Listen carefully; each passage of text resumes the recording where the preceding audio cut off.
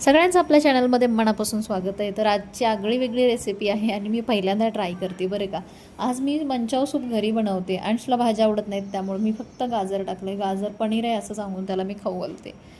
त्यानंतर आलं चांगलं हे केले, चिरले बारीक, आणि आलं आणि लसूण बारीक चिरून घातलं. याच्यामध्ये कसला भारी कलर दिसतोय ना, गाजरमुळं हळद टाकल्यासारखा.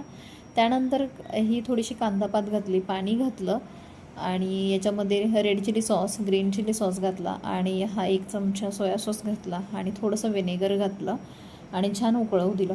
त्यानंतर थोडंसं कॉर्नफ्लॉवर घातलं, म्हणजे आपलं मक्याचं पीठ.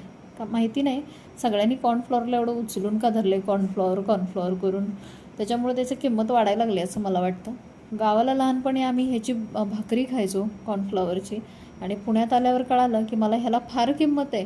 तोपर्यंत मला काय माहिती नव्हतं की याला एवढी किंमत आहे. त्यानंतर याच्यामध्ये एक अंडं टाकलं फेटून आणि झालं सूप. तुम्हाला कसं वाटलं नक्की सांगा.